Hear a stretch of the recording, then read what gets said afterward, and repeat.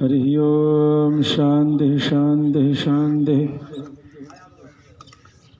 लक्ष्मीनाथ समारंभां नाथयामुनमध्यमाम् अस्मदाचार्यपर्यन्तां वन्दे गुरुपरम्परां।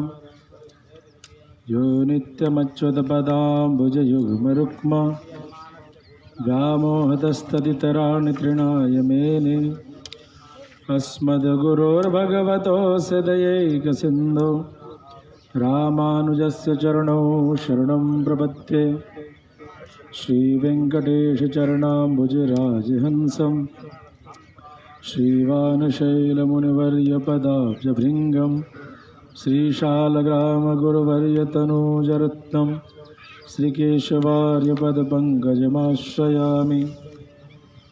वंशीविभूषितकरान्नवनीरदाभा पीताम्बरादरुणबिम्बफलाधरोष्ठात् पूर्णेन्दुसुन्दरमुखादरविन्दनेत्रात् कृष्णात् परं किमपि तत्त्वमहं न जाने।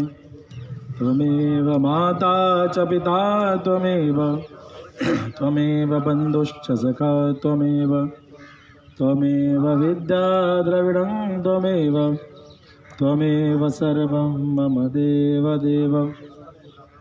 श्री वृंदावन बिहारी लाल की जय। श्री यमुना महारानी की जय। श्री देवराहा बाबा सरकार की जय। श्री स्वामी हरिदास जी महाराज की जय। जय जय श्री राधेश्याम। बहुत ही सुंदर हम लोग गीता जी पर यह स्वाध्याय श्रृंखला को सुन रहे हैं।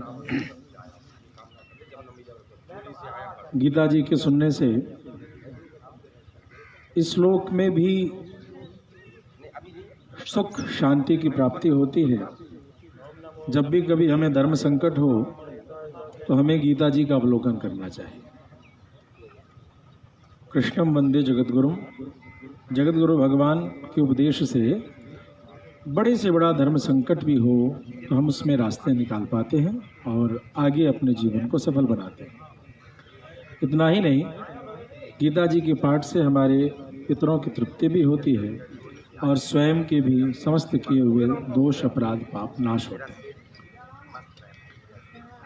कर्मयोग को हम सभी पढ़ रहे हैं। गीता जी के दूसरे अध्याय के 44वें श्लोक में आया है, भोगैश्वर्य प्रसक्तानां तया परितचेतसां व्यवसायात्मिका बुद्धि समाधौ न विधीयते। भोगैश्वर्य प्रसक्तानां तया परितचेतसां। कहते हैं कि ये जो अलग अलग बातें हैं जो हम लोगों ने पिछले श्लोक को समझना पड़ेगा कि जो ये सांसारिक कर्म है या जो वेदों में जो उपदेश आया है कि इस कर्म को करने से इस फल की प्राप्ति होगी, इस कर्म को करने से ये फल की प्राप्ति होगी, वे सारे जो फल बताए गए हैं वो क्षणिक मात्र ही फल है, वही चिरस्थायी फल नहीं है। जैसे फल को कैसे समझे तो किसी वृक्ष में फूल निकला हो और फिर उस फूल से फल का निर्माण होता है। जैसे बसंत ऋतु में आम के वृक्ष में मंजर निकलता है, मंजरी, तो कोई वो मंजरी को देखकर ही संतुष्ट हो जाए। कोयल आदि है उस मंजरी को देखकर के कुहुक करने लगती है, और कोई रसाल उस पके हुए फल की प्रतीक्षा में बैठा है। तो दोनों में अंतर है। ठीक इसी प्रकार से जैसे मंजरी है, ठीक उसी प्रकार से फूल के तरीके से जो क्षणिक मात्र फल है वो सांसारिक सुख कि इसको करने से संतान की प्राप्ति होगी, इसको करने से धन ऐश्वर्य वैभव की प्राप्ति होगी, ये क्षणिक सुख मात्र है या एक मंजरी के समान ही फल है। वास्तविक फल क्या है वेदों का या वेदों के उपदेश का? वो वास्तविक फल है भगवान की कृपा से मोक्ष की प्राप्ति। तो इन्हीं वचनों की चर्चा करते हुए भगवान इस श्लोक में कहते हैं, इस मंत्र में कहते हैं, तया अपहृत चेतसां। ये जो वेदों में जो बताया गया कि जैसे मृत्युंजय मंत्र को जपोगे तो तुम स्वस्थ हो जाओगे, रोगों के नाश के लिए ऐसा करो विजय, ये जो अलग अलग फल बताए हुए हैं, इन फलों से या इन आज्ञा से या इन उपदेश से तया अपहृत चेतसाम, जिनका मन छीन लिया गया है या जिनके मन का अपहरण हो गया है, उन सांसारिक कामनाओं के लिए हम धर्म करने लगते हैं, उन सांसारिक कामना के लिए हम भगवान की पूजा करने लगते हैं, भक्ति करने लगते हैं कि ऐसा करने से ऐसा होता है तो ऐसा करना चाहिए। ऐसे जो लोग हैं, आपने देखा होगा वृंदावन में लोग परिक्रमा करते हैं, दंडवत, वो दंडवत परिक्रमा भगवान की करते हैं, भगवान की प्रसन्नता के लिए एक अलग बात है। अपने पापों का नाश हो करके मोक्ष की प्राप्ति हो, भगवान की प्राप्ति हो, वो एक अलग बात है। लेकिन कोई कर रहा है कि सफलता मिले, नौकरी मिले, विवाह हो, संतान हो, विवादों में विजय हो आदि, इन सब चर्चाओं से किया गया, ये उसी अंतर्गत की चर्चा हो रही। किसी स्वार्थ के लिए धर्म के शरण जाने वाले लोग की चर्चा। तो तेषां भोगेश्वर प्रसक्तानां तया वाचा भोगेश्वर विषया अपहृतात्मक ज्ञानानां यथोदिता व्यवसायात्मिका बुद्धि समाधो मनसी न विधीयते न उत्पद्यते। उनकी भोगेश्वरी विषयक वाणी के द्वारा जो है बुद्धि नष्ट हो जाती है, उनका आत्मज्ञान नष्ट हो जाता है। उनके मन में कभी भी जो पूर्व की बताई हुई जो व्यवसायात्मिका बुद्धि है कि निश्चित रूप से सिर्फ मोक्ष ही चाहिए, अब कछु नाथ न चाहिए मोरे दीन दयाल अनुग्रह तोरे, ऐसी जो भावना है कि मात्र सोई पावन सोई सुबक शरीरा जे जो तन पाई भजिया रघुबीरा, यह जो भाव है, इस भाव की प्राप्ति उस स्वार्थ परक कामना करने वालों को प्राप्त समाधौ न विधीयते, उसको समझ नहीं आती है। तो समाधीयते अस्मिन् आत्मज्ञानम इति समाधि मना, उन लोगों के कहते हैं कि आत्मज्ञान भली भांति जिसमें समाहित प्रतिष्ठित हो जाए, समाधीयते अस्मिन् आत्मज्ञानम, जिसमें आत्मज्ञान समाहित हो जाए, प्रतिष्ठित हो जाए, जिसे समझ में आ जाए, वही समाधिस्थ मन कहलाता है। तेषां मनसि आत्म याथात्म निश्चय विज्ञान पूर्वक मोक्ष साधन भूत कर्म विषया बुद्धि कदाचित अपि न उत्पद्यते इत्यर्थ। उन लोगों के मन में तो आत्म स्वरूप का जो निश्चय करने वाली जितनी बातें हैं, ज्ञान से युक्त जो मोक्ष के साधन रूप कर्मों से संबंध रखने वाली बुद्धि कभी उत्पन्न ही नहीं होती। अतः काम्येषु कर्मसु मुक्षुणा न संगः कर्तव्य, इसलिए जिसे मोक्ष चाहिए वो धर्म का या वेद का या भगवान का। अभी हम लोग वृंदावन में लाखों लोग आते हैं दर्शन करने के लिए, यदि उनसे हम ये पूछें, क्या किसी से भी हम परिक्रमा मार्ग में बैठ करके लाखों लोगों का दर्शन हो रहा है, भक्तों का दर्शन हो रहा है, उनमें से हम पूछें क्या आपने भगवान का दर्शन किया, तो वे सभी कह रहे होंगे भगवान कहाँ दिखते हैं। लेकिन उनसे पूछा जाए भगवान का दर्शन नहीं किया, तो नहीं, तो फिर वृंदावन क्यों है, तो भगवान के दर्शन करने। भगवान मिले तो नहीं मिले, तो बांके बिहारी के मंदिर में देखा क्या आपने, वो था क्या, एक पत्थर था, एक मूर्ति थी, काला रंग था, कपड़े देखे, महल देखे, क्या देखा, फूल बंगला देखा, प्रसाद देखा, लोगों की भीड़ देखी, क्या देखा क्या। तब वो कहता हाँ भगवान बांके बिहारी लाल की जय, उनको देखा। मतलब कई बार हमारे पास हम देख तो रहे हैं, लेकिन जब हम बिहारी जी का दर्शन कर रहे हैं तो बिहारी जी से ज्यादा प्रमुखता हमें अपने संसार के दुखों को दे दे रहे हैं, संसार की पीड़ा को दे दे रहे हैं। तो ऐसा जो होगा व्यवसायात्मिका बुद्धि समाधौ न विधीयते, उसके सामने भगवान भी खड़े होंगे तो भगवान को पहचान नहीं पा रहा होगा। यही बात हनुमंत लाल जी महाराज ने इसीलिए कह दिया, एक मंद में मोह मति कुटिल हृदय अज्ञान पुनि मोहि प्रभु विसार्यो दीन बंधु भगवान। कि एक तो मेरी बुद्धि भ्रमित कि मैं पूछ रहा हूं कि तुम कौन हो, दो वनवासी हो, दो राजा के बच्चे हो, किसी गुरुकुल के शिष्य हो, भिक्षुक हो, बटुक हो, कौन हो? तो हनुमंत लाल जी महाराज भी जब भगवान की माया में ऐसे मोहित है कि भगवान सामने सत्य उपस्थित हैं, फिर भी पूछ रहे हैं तुम कौन हो, तो ऐसी स्थिति में दूसरों की क्या कहना। वो भगवत कृपा से तुम ही जान तुम ही हो जाए, सोई जान ही जीव देह जनाए। अतः काम्येषु कर्मसु, लेकिन फिर भी नियम तो पालन करना चाहिए।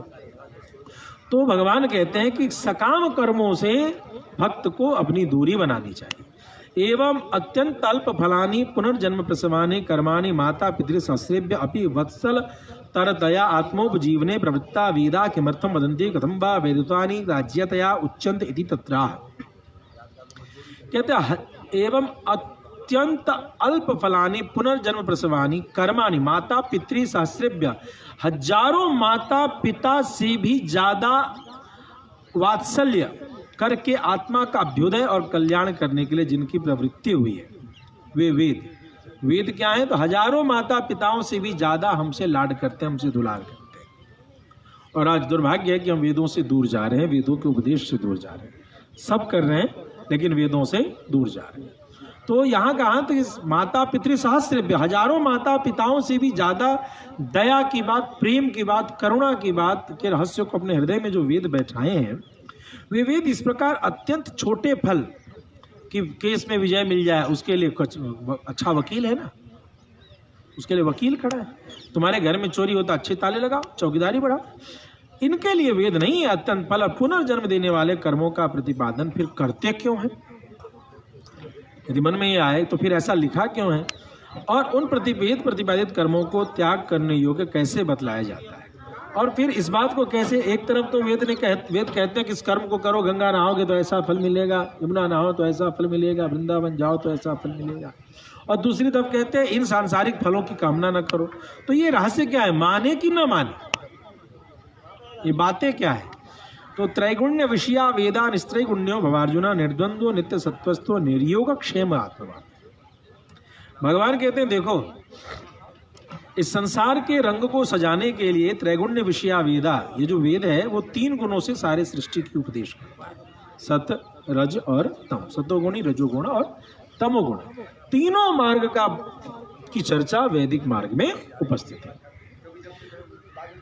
निस्त्रैगुण्यो भवार्जुन, तू इन तीनों गुणों की अधिकता से रहित हो जा। न तू सतोगुण में उलझ, न तू रजोगुण में उलझ और न तू तमोगुण में उलझ। अब ये तीनों गुण क्या है, ये 17वें 18वें अध्याय में भगवान उधर आगे उपदेश देते हैं कि तीनों गुणों पर श्रद्धा, त्रय, भाग, योग आदि जो 16 के बाद 18 में बहुत सारे संबंधित उपदेश मिलते हैं। अभी हम लोग दूसरे अध्याय में यहीं पर कम शब्दों में आगे बढ़ेंगे। तो तीनों गुणों में स्थित होकर के निर्द्वंद्व नित्य सत्वस्थो, कहते हैं निर्द्वंद्व, तू द्वंद्व में मत उलझ, अद्वैत में पहुंच, और नित्य सत्वस्थो, समस्त द्वंद्वों से अलग होकर के उस सत्व गुण में, सदा सत्व गुण में उपस्थित रहा। निर्योग क्षेम आत्मवान, योग सांसारिक पदार्थों की प्राप्ति, योगक्षेम, सांसारिक कोई इच्छा मन में कामना आ गई तो उसकी प्राप्ति करें। और क्षेम, क्षेम मतलब वो जो पदार्थ हमने बनाया है उसकी रक्षा करें, इनको न चाहने वाला बने। एक तो उसका संचयन मत, प्राप्ति के लिए ललायित मत हो। यदि प्राप्त हो भी जाए तो यह मत सोचो कि यह तुम्हारे पास सुरक्षित रहेगा। और आत्मपरायण हो जाओ, यानी कि आत्मा का अनुसंधान करो और इस प्रकार से अपने कार्य को करो। त्रयो गुणाः त्रैगुण्यम सत्वरजस्तमांसि, सत्वरजस्तम प्रचुरा पुरुषा त्रैगुण्य शब्देन उच्यन्ते। सत, रज और तम, इन तीनों गुणों का नाम त्रैगुण्य है। सत, रज और तम जो 3 गुण हैं, इन तीनों गुणों को त्रैगुण्य करके कहा। इसलिए सत, रज और तम, इन तीनों गुणों की प्रचुरता से युक्त जो पुरुष है उसे त्रिगुणों के अधीन या त्रैगुण्य पुरुष के रूप में कह दिया कि जो सत करेगा सतोगुणी, जो रजोगुण पे चलेगा रजोगुणी, जो तमोगुण पे चलेगा वो तमोगुण। तद विषया वेदा, वेद ने विषय को समझाने के लिए ऐसा बताया है। अतम प्रचुराणाम, रज प्रचुराणाम, सत्व प्रचुराणाम च वत्सल तरदया एव हितम अभवोदयन्ति वेदा। वेदों ने इन तीनों गुणों पे चलने वालों के लिए तीनों तरीके की बात बता दी। तुम तीनों चलते हो तो हाँ, तो चलो, तीनों का ये मार्ग है। यदि तुम इस मार्ग पे चलोगे तो तुम सतोगुणी कहलाओगे, इस मार्ग पे चलोगे तो रजोगुणी कहलाओगे, इस मार्ग पे चलोगे तो तमोगुणी कहलाओगे। इस प्रकार से वेद ने परिभाषा दे दी। यदि एषाम स्वगुणानुगुण्येन स्वर्गादि साधनम एव हितम न अवबोधयन्ति, यदि वेद उन लोगों को अपने गुणों के तारतम्यता अनुसार अपने गुणों के अनुसार स्वगुण अनुगुण्यन, जो जिस गुण के हैं उनके अनुसार जो स्वर्ग आदि साधन नहीं बताएगा तो क्या होगा? तो तथा एवते रजस तम प्रचुर्या सात्विक फल मोक्ष मुखा स्वपेक्षित फल साधनम अजानंता काम प्रावण्य विवशा अनोपायेषु उपाय भ्रांता प्रविष्टा प्रनिष्ठा भवेयु। तो फिर वो रज और तम की अधिकता के कारण सात्विक फल जो मोक्ष है उससे दूर हो जाए, सतोगुण का वे त्याग कर बैठे। इसीलिए वेद बार बार इन सभी कर्मों की चर्चा करते हुए उपदेश देगा कि ये सतोगुण है, ये रजोगुण है, ये तमोगुण है। इस प्रकार का उपदेश वेद देता है। तो वेदों का उपदेश इसलिए नहीं कि आप उसको करिए, आप इसको समझिए कि यदि आप ऐसा कर रहे हैं तो आप तमोगुण ही कह ले जाएंगे। राक्षसों की भी चर्चा है, देवता की भी चर्चा है और शांतों की भी चर्चा है। आपको समझना किसको है यह ध्यान देना होगा। तो कहते हैं कि इस प्रकार से सात्विक फल मोक्ष मुखा स्वापेक्षित फल साधनम अजानंता काम प्रावण्य विवशा अनुपायशु बाह्य भ्रंता प्रविष्टा प्रनष्टा भवेयु। अपने लिए अपेक्षित फल के साधन को न जाने के कारण भोग लोलुपता से वश होकर के सुख के साधन नहीं है, उन्हीं के भ्रम से सुख के साधन समझकर उन्हीं में प्रवेश करके वो नष्ट हो जाएंगे। अनुपायेषु उपाय भ्रांत्या, जो उपाय नहीं है सुख का उसी को उपाय भ्रांत्या, उसमें उपाय का अवबोधन कर लेंगे। जैसे कि कोई नदी है और उस नदी में लाल रंग का एक एल्गी होता है, हरे रंग की काई जैसी जम जाती है, तो उस काई को हम लोग उस तरीके समझ लें कि ये जमीन है और उस पर पैर रखते हैं। समझ लिया कि तो जाने का रास्ता इतनी दूर में लाल लाल दिख रहा है तो इस पर पैर रख सकते हैं, लेकिन वह उपाय लगा, लेकिन वह उपाय है नहीं, तब क्या होगा? वहाँ कष्ट होगा, डूब जाएंगे, गिर जाएंगे, कीले पड़ जाएंगे। अतः त्रैगुण्य विषय वेदा, इस प्रकार से त्रिगुण का निर्माण मात्र इसलिए किया गया कि लोग सतोगुणी में रहें, रजोगुण तमोगुण से बचे। अतः तुम तो नैस्त्रोगुण्य भव, तुम तो तीनों गुण से ऊपर हो जाओ। इदानीम सत्व प्रचुरा तम तदेव वर्धय, इस प्रकार से सतोगुणी होकर के सत्व का वर्धन करो। ना अन्योन्य संकीर्ण गुणत्रय प्रचुर भव, एक दूसरे से मिले हुए तीनों गुणों की प्रचुरता में मत उलझो, सिर्फ सत्व के मार्ग पर चलो। थोड़ा सा वो भी कर लिया, थोड़ा सा वो भी कर लिया, थोड़ा सा वो भी कर लिया, इस चक्कर में नहीं पड़ो। न तत्प्राचुर्यम वर्धय इत्यर्थ निर्द्वंद्व निर्गत सकल सांसारिक स्वभाव। अरे बाबा राधे, थोड़ी आवाज बढ़ाओ, दिक्कत हो रही है। तो न तत्प्राचुर्यम वर्धय इत्यर्थ, उसकी प्रचुरता नहीं बढ़ाने का मतलब क्या? रजोगुण तमोगुण की प्रचुरता नहीं बढ़ाने का मतलब है निर्गत सकल सांसारिक स्वभाव, सारे सांसारिक स्वभाव से अलग हो जाने की चर्चा, इसका मतलब ये है। नित्य सत्वस्थ गुणत्रय रहित नित्य प्रवृत्त सत्वस्थो भव, समस्त सांसारिक स्वभावों से रहित हो और नित्य सत्वस्थ दोनों गुणों से। गुणद्वय, कौन कौन से दो गुण? ये निर्द्वंद्व का मतलब क्या है? रजोगुण और तमोगुण, इन दो गुणों से अलग हो जाना। ठीक है, निर्द्वंद्व का मतलब क्या है? रजोगुण और निर्द्वंद्व नित्य सत्वस्थ हो। निर्द्वंद्व यानी दो जो कौन कौन से गुण है? तो रजोगुण तमोगुण से अलग हो जाओ और नित्य सत्वस्थ हो, खिचड़ी में मत रहो, पूर्ण सत्व गुण में रहो और इस प्रकार से अपने जीवन को यापन करो। कथम, कैसे कैसे स्थित रहें? तो कहते हैं निर्योग क्षेम, सतोगुण में रहने का माध्यम क्या है? कैसे माने कि अब हम सतोगुणी हो गए, रजोगुणी तमोगुणी नहीं है? तो निर्योगक्षेम, उसका लक्षण बता रहे हैं भगवान कि निर्योगक्षेम आत्मवान।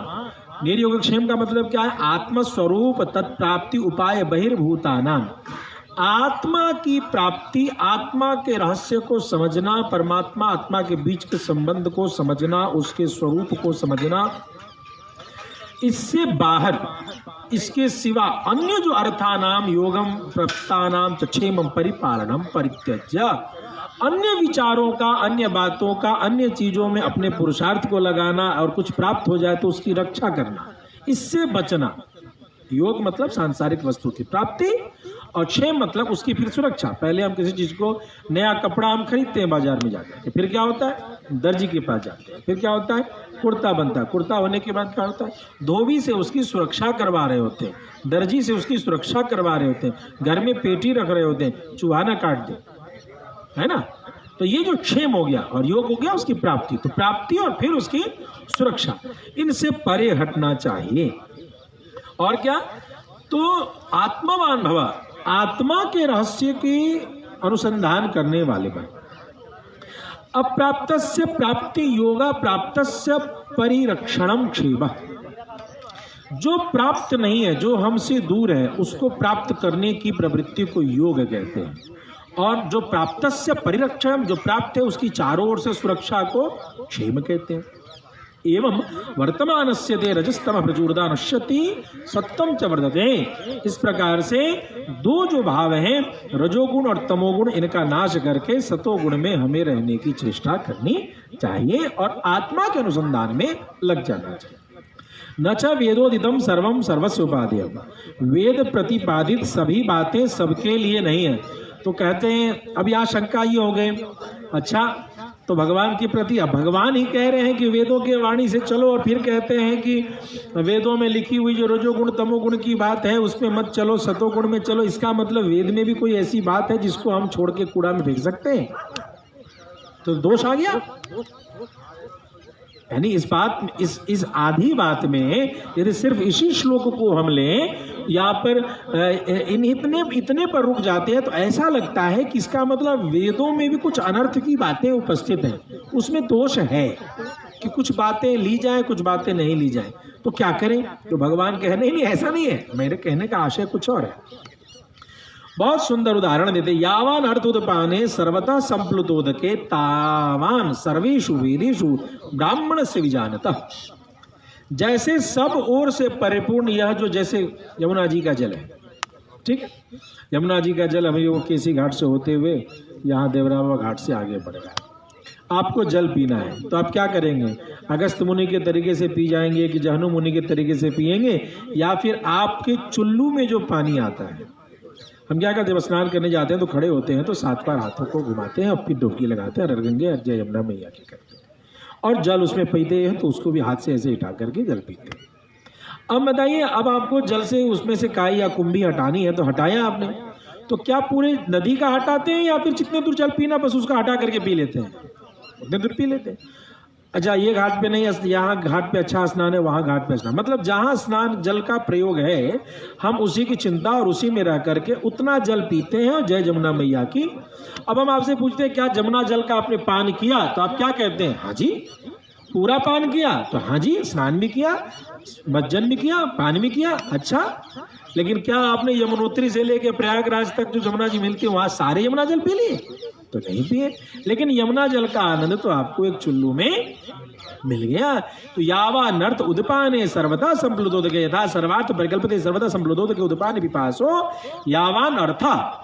कहते हैं जैसे सबके लिए बनाए हुए सब ओर से भरे हुए जलाशय में प्यासे मनुष्य को यावत एव प्रयोजनम पानीय, जितना जल पीना है, तावत एव तेन उपादीयते न सर्वम, उतना ही वह जल पिएगा, बाकी पूरे सरोवर को सुखाएगा नहीं वो।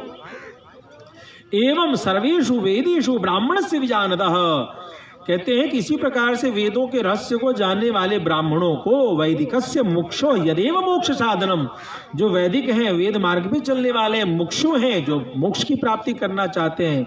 यहाँ पर जो मोक्ष, ब्राह्मण से विजानता का मतलब ब्राह्मण जाति से नहीं, जो ब्रह्म की प्रति आचरण करने वाले जो मुक्षु, मोक्ष की प्राप्ति की इच्छा करने वाले जो ब्राह्मण हैं, उनके लिए चर्चा की जा रही है। ऐसे क्या कहते हैं, यदेव मोक्ष साधनम तदेव उपादेयम, जो वेदों में मोक्ष साधन संबंधित, भगवान की प्रीति संबंधित जो उपदेश है, उतने को छाट करके हम पी लेते हैं। हम कुंभी नहीं ले जाएंगे, हम जहाँ पर थोड़ी सी कचरा होगी, जिस पानी में वहां पर मछली खेलेगी, वही लप्पा नहीं उठा करके पान कर लेंगे, अपने लिए आवश्यक जल को पी लेंगे, ना अन्य और कोई इसका मतलब नहीं है। इसी तरीके से वेदों को समझना चाहिए। अतः स्वस्थस्य मोक्षो एतावत् एव उपादेयम इत्याह। रामानुज स्वामी जी कहते हैं सत्व गुण में स्थित मुमुक्षु यानी मोक्ष मार्ग के लिए कितना उपादेय है। अब बात कहते हैं कि ये तो बड़ी अच्छी बात कह दी कि छान करके पी लो, लेकिन अभी भी रहस्य समझ नहीं आया कि कितना पिए, कैसे पिए, जल का पान कैसे करें। तो हम लोगों ने क्या किया, जल की कुंभी को हटाया और पान कर दिया। तो ये कुंभी क्या है कर्म के क्षेत्र में? तो कर्म के क्षेत्र में कुंभी और कुछ नहीं, कर्म का फल ही इसका कुंभी है जो कर्म को नष्ट कर देता है। 47वें श्लोक में बहुत ही प्रसिद्ध श्लोक है, मंत्र है, भगवान कहते हैं कर्मण्येवाधिकारस्ते मां फलेषु कदाचन मां कर्म फल हेतुर्भूर्माते संगो वस्तु अकर्मणि। कि तुम्हें तो बस कर्मों में ही अधिकार है, उसी की चिंता करनी चाहिए। कर्म के फल में यदि अपने मस्तिष्क को लगाते हो तो यह ठीक नहीं है। नित्य नैमित्तिके के काम्ये च केनचित् फल विशेषेण संबंधितया श्रूयमाणे कर्मणि नित्य सत्वस्य मोक्षो ते कर्म मात्राधिकार। अब हमने सुना कि यमुना जी का आरती दर्शन करने से ऐसा होता है, ये सुना, ठीक है, सुन लिया। सुनने से क्या होता है? तो नित्य के कर्म, स्नान करना, पूजन करना, जप करना, नैमित्तिक कर्म, किसी विशेष, अभी कार्तिक महीने में दीपदान लोगों ने किया, अब मार्गशीर्ष महीने का अलग नियम है, धनुर्मास आएगा उसमें खिचड़ी चलेगा। तो नैमित्तिक भी वो नियम से हुआ, कोई विशेष अवसर पे। काम्य और कामना के लिए लोगों ने हवन पूजा किया। केनचित् फल विशेषेण, किसी फल विशेष की प्राप्ति के लिए श्री राधे संबंधितया श्रूयमाणे, यदि सुना भी जाए तो कर्मणि, कर्म में ऐसा फल सुना भी जाए तो नित्य सत्वस्य मोक्षो ते कर्म मात्रे अधिकार। जो नित्य सत्व में रहने वाले लोग हैं वो मात्र कर्म से मतलब रखते हैं कि अच्छे से दिया जले, अच्छे से आरती हो, जानी यमुना महारानी क्या करें, भगवान की प्रीति बनी रहे। यही बात जो भरत जी कहते हैं, रत न धर्म न काम रुचि गति न चाहो निर्वाण जन्म जन्म रति राम पदा यह वरदानुदान। हमें तो बस मोक्ष की प्राप्ति, भगवत प्रीति की प्राप्ति हो। तत्संबंधित या अवगतेषु फलेषु न कदाचित भी अधिकार, पता होने पर भी तत्संबंधित फल में अधिकार या उसकी कामना मुक्षु धर्मी नहीं करते, सतोगुणी लोग नहीं करते। सफलस्य बंध रूपत्वात् फल रहितस्य केवलस्य मदाराधन रूपस्य मोक्ष हेतुत्वाच्च। फिर वो कर्म कैसे करते हैं?